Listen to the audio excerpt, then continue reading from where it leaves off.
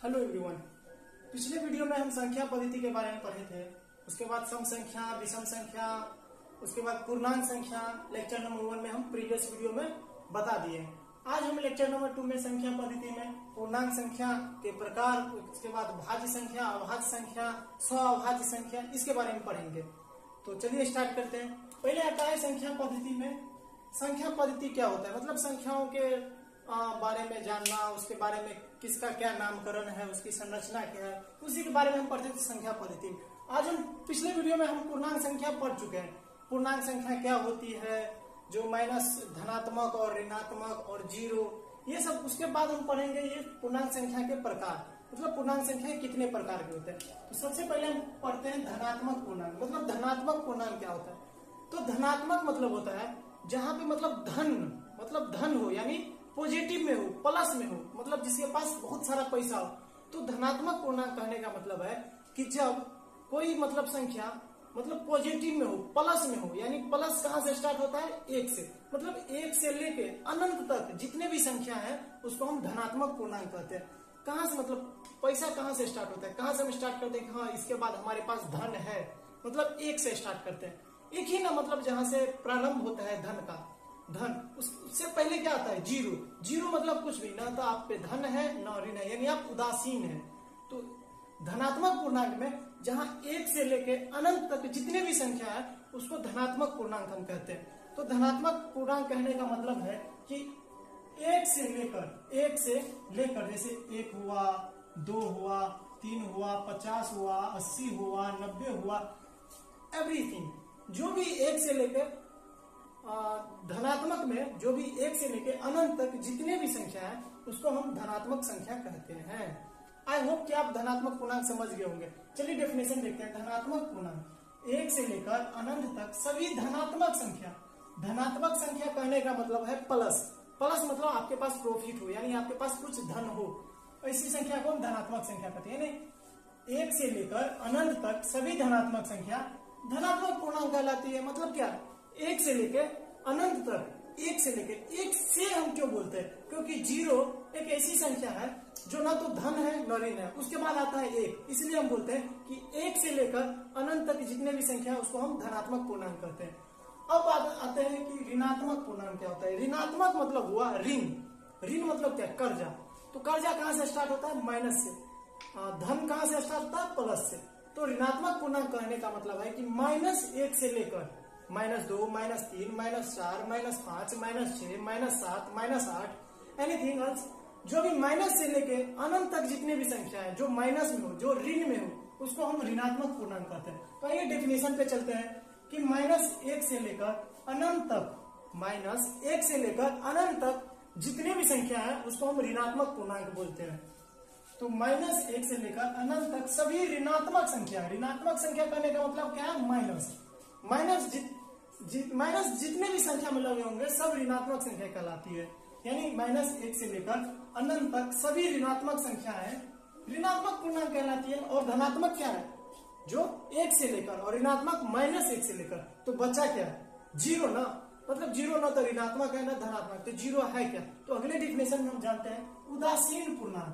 उदासीन पूर्णांक कहने का मतलब है कि जो उदास है, जिसके पास न तो धन है न ऋण है, तो ऐसा पूर्णांक जिस पर धनात्मक और ऋणात्मक चिन्हों का कोई असर न हो। जैसे जीरो में हम प्लस लिखे या माइनस लिखे, इससे कोई फर्क नहीं पड़ता है। क्यों, क्योंकि जीरो ऑलरेडी, जीरो मतलब नथिंग, न तो उसके पास धन है न ऋण है। मतलब ऐसी संख्या जिस पर न तो प्लस न माइनस, जिसका कोई मायना न हो, न प्लस का न माइनस का, वैसी संख्या को हम उदासीन पूर्णांक बोलते हैं। यानी डेफिनेशन में देखते हैं, ऐसा पूर्णांक जिस पर धनात्मक और ऋणात्मक चिन्हों का कोई असर न हो, कोई प्रभाव न पड़े, ऐसी संख्या को हम ऋणात्मक पूर्णांक बोलते हैं। ऐसी संख्या को उदासीन पूर्णांक बोलते हैं। ऋणात्मक पूर्णांक क्या है, जो -1 से लेकर अनंत तक जितने भी संख्या है उसको ऋणात्मक पूर्णांक कहते हैं। और धनात्मक पूर्णांक 1 से लेकर अनंत तक जितने भी संख्या है उसको हम धनात्मक पूर्णांक कहते हैं। मतलब अनंत तक क्या, मतलब इसमें भी अनंत है, इसमें भी अनंत है। ये अनंत 1 से लेकर पॉजिटिव में है और ये 1 से लेकर निगेटिव में है। पॉजिटिव कहने का मतलब है 1 से लेकर अनंत तक, जैसे 5000, 6000, ये प्लस में होना चाहिए। और ऋणात्मक कहने का मतलब है कि -5000, -6000, ऐसी संख्या को हम ऋणात्मक पूर्णांक बोलते हैं। आई होप कि आप धनात्मक और ऋणात्मक और उदासीन पूर्णांक समझ गए होंगे। आगे बढ़ते हैं, चलिए। इसके बाद आता है भाज्य संख्या, जिसको इंग्लिश में बोलते हैं कंपोजिट नंबर। तो भाज्य संख्या क्या होती है, पहले डेफिनेशन में देखते हैं। ऐसी प्राकृतिक संख्या, तो प्राकृतिक संख्या क्या होती है, गिनती की सारी संख्याएं। प्रीवियस वीडियो में मैंने बता दिया था लेक्चर नंबर 1 में कि प्राकृतिक संख्या क्या होती है। आप नहीं देखे हैं तो आप मेरे प्लेलिस्ट में जाके देख सकते हैं। तो भाज्य संख्या ऐसी प्राकृतिक संख्या जो स्वयं और एक से, स्वयं कहने का मतलब है कि स्वयं मतलब जैसे कोई भी संख्या है 5, तो 5 के स्वयं कौन होगा, 5 ही होगा ना। मतलब स्वयं मतलब क्या, अपने आप। तो ऐसी संख्या है जो स्वयं और एक से विभाजित होने के अतिरिक्त कम से कम एक और संख्या से विभाजित हो। मतलब कहने का मतलब है कोई भी ऐसी प्राकृतिक संख्या है जो मतलब स्वयं से भाग लग जाता है। स्वयं से तो कोई भी संख्या भाग लग जाएगी, जैसे -5 है तो -5 से भाग लग जाएगा, 10 है तो 10 भी भाग लग जाएगा, 8 है तो 8 भी भाग लग जाएगा। मतलब ऐसी संख्या जो स्वयं को छोड़ के और एक को भी छोड़ के, मतलब स्वयं और एक से तो वो भाग लगेगा। एक तो ऐसी संख्या है जो मतलब हर संख्या में विभाजित हो जाती है। तो कहता है ऐसी प्राकृतिक संख्या जो स्वयं और एक के विभाजित होने के अतिरिक्त कम से कम एक और, जैसे हम मान लेते हैं कि 4 है। 4 क्या है, एक भाज्य संख्या है। कैसे, क्योंकि ये एक से तो भाग लग जाता है, 1 से 4, और 4 से भी भाग लगता है। इसके अतिरिक्त एक और संख्या से भाग लगती है, जैसे 4/2, 2 दूना 4, यानी 2 क्या है, एक अतिरिक्त संख्या है जो दूसरे संख्या से भाग लग जाए। मतलब एक अतिरिक्त संख्या से भाग लग जाए, स्वयं और एक के अतिरिक्त है ना, ये 2 जिससे भाग लग जाए, तो ऐसी संख्या भाज्य संख्या कहलाती है। आई होप कि आप कंपोजिट नंबर समझ गए होंगे। कंपोजिट नंबर कहने का मतलब है भाज्य संख्या, मतलब ऐसी प्राकृतिक संख्या जो स्वयं और एक को छोड़कर किसी दूसरी संख्या से भाग लग जाए, उसी को हम भाज्य संख्या कहते हैं। जैसे एग्जांपल में हम देखें 4 क्या है, एक भाज्य संख्या है। कैसे, तो ये 2 से भी भाग, 1 और 4 से तो भाग लग रहा है, उसके बाद 2 से भी भाग लग जा रहा है। जैसे 6 1 और 6 से तो भाग लग रहा है, लेकिन 2 3 इस सब से भाग लग जा रहा है। जैसे 8 क्या है, एक भाज्य संख्या। कैसे, तो ये 1 और 8 से तो भाग लग रहा है, साथ ही साथ 2 और 4 से भी भाग लग जा रहा है। जैसे 9 क्या है, एक भाज्य संख्या है। कैसे, तो 1 और 9 को छोड़कर ये 3 से भी भाग लग जा रहा है, तो ऐसी संख्या है भाज्य संख्या होती है। आई होप कि आप भाज्य संख्याएं समझ गए होंगे। उसके बाद हम जानते हैं अभाज्य संख्या। अभाज्य संख्या मतलब होता है प्राइम नंबर। प्राइम नंबर्स मतलब क्या होता है, अभाज्य संख्या, इंग्लिश में इसको प्राइम नंबर्स बोलते हैं। तो ऐसी प्राकृतिक संख्या जो स्वयं और एक से विभाजित होने के अतिरिक्त किसी से विभाजित ना हो। मतलब मान लो कि कोई एक संख्या है, जैसे 3 है। 3 में क्या है, 1 और 3 से तो भाग लग रहा है, बट उसके अलावा किसी और संख्या से भाग लग रहा है नहीं ना। मतलब 1 और 3, 2 से भाग लग रहा है, नहीं लग रहा है, तो ऐसी संख्या अभाज्य संख्या कहलाती है। मतलब क्या, एक और स्वयं को छोड़कर किसी दूसरी संख्या से भाग ना लगे, ऐसी संख्या है अभाज्य संख्या कहलाती है, प्राइम नंबर्स कहते हैं। तो डेफिनेशन क्या है इसका, ऐसी प्राकृतिक संख्या जो स्वयं और एक से विभाजित होने के अतिरिक्त किसी से विभाजित न हो, मतलब एक और स्वयं के अतिरिक्त किसी से विभाजित न हो, ऐसी संख्या अभाज्य संख्या कहलाती है। जैसे कि 2 3 5 7 11, 2 क्या है, एक अभाज्य संख्या। जैसे 1 और 2 को छोड़कर ये किसी से भाग नहीं लगता है। जैसे 3 1 और 3 छोड़कर किसी से भाग नहीं लगता है। जैसे 5 क्या है, 1 और 5 को छोड़कर ये किसी से भाग नहीं लगता। जैसे 5 से कम है, 3 है, 4 है, इस सब से भाग नहीं लगती है, 2 से भाग नहीं लगता है। इसी संख्या अभाज्य संख्याएं कहलाती है।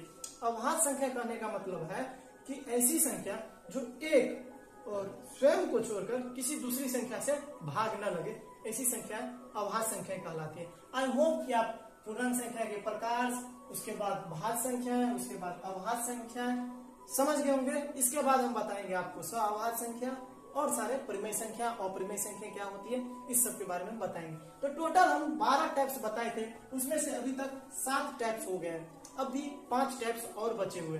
बाकी जितने भी टैब्स हैं वो प्रीवियस वीडियो में भी डाला हुआ है कुछ टैब्स, तो आप मेरे प्लेलिस्ट में जाके वहां से भी देख सकते हैं। तो इसको आप नोटबुक में उतारना चाहते हैं तो उतार सकते हैं।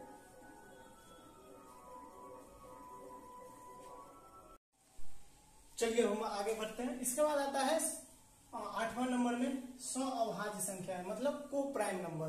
मतलब सौ अभाज्य संख्या क्या होती है, को प्राइम नंबर्स क्या होते हैं। तो दो अभाज्य संख्या, इससे पहले प्रीवियस में हम पढ़ लिए हैं कि अभाज्य संख्या क्या होती है। मतलब अभाज्य संख्या क्या होती है, मतलब ऐसी संख्या जो एक और स्वयं को छोड़कर किसी दूसरी संख्या से विभाजित न हो, वो अभाज्य संख्या कहलाती है। तो क्या है को प्राइम नंबर, दो अभाज्य संख्याएं का ऐसा समूह जिसका HCF 1 हो। मतलब कि दो अभाज्य संख्याएं का ऐसा समूह जिसका HCF हाईएस्ट कॉमन फैक्टर 1 हो, सौ अभाज्य संख्याएं कहलाती है। जैसे मान लो कि 5 7, इसको हम HCF निकालेंगे तो कितना होगा, बोलो कितना होगा, 1 होगा। चलो HCF निकाल के देखते हैं। ये 5 है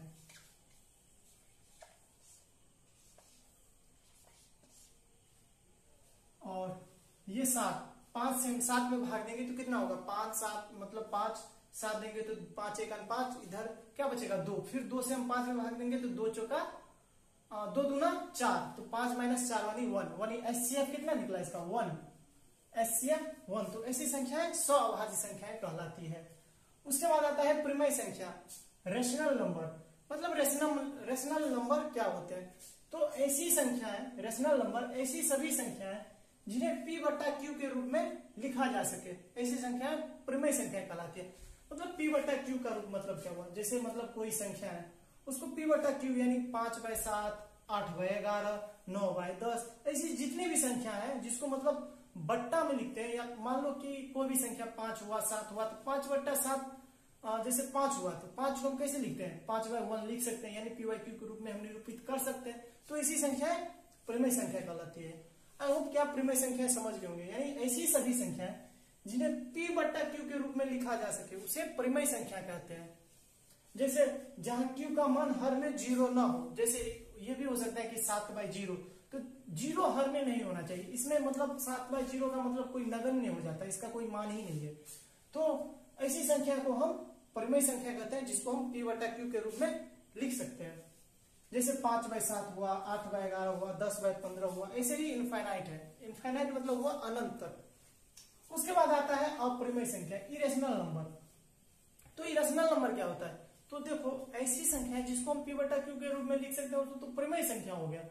तो फिर अपरिमेय संख्या क्या है, तो अपरिमेय संख्या ऐसी संख्या है जिसको हम P/Q के रूप में नहीं लिखा जा सकता है। जैसे √3 हुआ, √3 को हम P/Q के रूप में कैसे लिख सकते हैं, नहीं लिख सकते। मतलब रूट के अंतर्गत जितने भी संख्या है जिसका वर्गमूल नहीं हो उसको हम अपरिमेय संख्या कहते हैं। मतलब ऐसी संख्या है जिन्हें P/Q के रूप में लिखा जा सके और जो हमेशा रूट के अंदर हो और जिसका पूर्ण वर्गमूल ना निकले, अपरिमेय संख्या कहलाती है। मतलब ऐसी संख्या है जिसका मतलब वर्गमूल ना निकले, जो रूट के अंतर्गत हमेशा आता हो, उसको हम अपरिमेय संख्या कहते हैं। जैसे √3 हुआ, √5 हुआ, √7 हुआ। उसके बाद आता है √5, √11 हुआ कि पाई क्या है, तो पाई एक अपरिमेय संख्या है। जैसे आप सुनेंगे कि पाई वृत्त का क्षेत्रफल में पाई आता है, वृत्त का परिमाप, इस सब में पाई को हम निरूपित करते हैं। पाई का मतलब जनरली 22/7 दिया जाता है। पाई एक इंडियन वैज्ञानिक थे, इंडियन साइंटिस्ट थे आर्यभट्ट, उसने दिया था पाई का मान 22/7। तो पाई एक अपरिमेय संख्या है। तो आई होप ये स्वाभाविक संख्या, परिमेय संख्या, अपरिमेय संख्या आप लोग समझ गए होंगे। इसके बाद आता है वास्तविक संख्या और अवास्तविक संख्या। हमने आपको बताया था कि हम आप लोग को टोटल 12 टाइप्स के बताएंगे, तो 10 टाइप्स हो गए हैं अभी तक। इसके बाद 2 टाइप्स और बचे हैं जो कि हम आगे बताते हैं। चलिए आप लोग इसको उतारना चाहते हैं तो उतार सकते हैं।